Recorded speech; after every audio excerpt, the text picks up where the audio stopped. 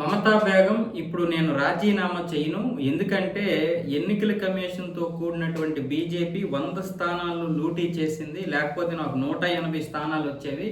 నేను ఓడిపోలేదు, నేను ఎందుకు రాజీనామా చేయాలంటుంది. నేను గవర్నర్ ఆఫీస్కి వెళ్ళను, నేను ఎక్కడా కూడా రాజ్యాంగబద్ధంగా నేనేం తప్పు చేయలేదు అని చెప్తోంది.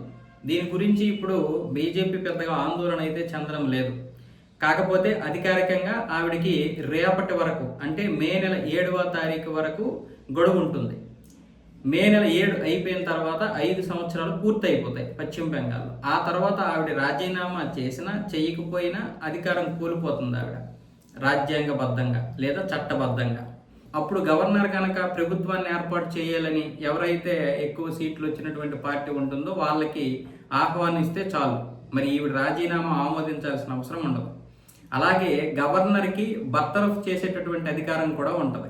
కాబట్టి ఈ విషయంలో కంగారు పడాల్సిన అవసరం లేదు. దీని గురించి హిమంత బిశ్వ శర్మ అంటే అస్సాం ముఖ్యమంత్రి మాట్లాడుతూ ఆయన ఒక ఇంటర్వ్యూలో మాట్లాడుతూ ఒకవేళ మమత రాజీనామా చేయకపోతే రాష్ట్రపతి పాలన ప్రవేశపెడతారా అని ఒక యాంకర్ అడిగితే అవసరం లేదు, అటు గవర్నర్ బర్తరఫ్ చేయొచ్చు, లేదు అనుకుంటే ఆవిడ పదవీ కాలం ముగిసిపోయిన తర్వాత ఆటోమేటిక్గానే ఆవిడ యొక్క పదవి పోతుంది. కాబట్టి కొత్త ప్రభుత్వాన్ని ఏర్పాటు చేసుకోవడానికి గవర్నర్ అవకాశం ఇస్తే చాలు. ఆ మాత్రం దానికి ఆవిడ రాజీనామా చేస్తే ఏంటి, చేయకపోతే ఏంటి, చేస్తే గౌరవం ఉంటుంది, చేయకపోతే ఏమీ లేదు అన్న విధంగా మాట్లాడారు.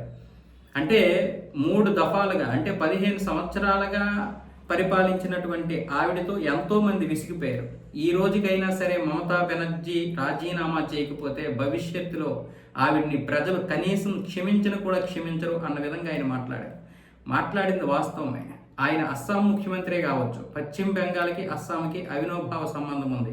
ఈ 2 బార్డర్ కలిగినటువంటి రాష్ట్రాలు, ఈ 2 కూడా విపరీతమైనటువంటి రోహింగ్యాలు ఉన్నటువంటి రాష్ట్రాలు. ఈ 10 సంవత్సరాలుగా రోహింగ్యాల్ని వెనక్కి పంపించినటువంటి రాష్ట్రం అస్సాం. ఇప్పుడు అక్కడ రోహింగ్యా ఫ్రీ స్టేట్గా తయారు చేస్తున్నారు. ఇప్పుడు 3వ దఫా కూడా ప్రజలు అవకాశం ఇచ్చారు కాబట్టి ఇంకా మరికొంతమంది ఆ రోహింగ్యాలను పంపించే ఏర్పాట్లు జరుగుతాయి.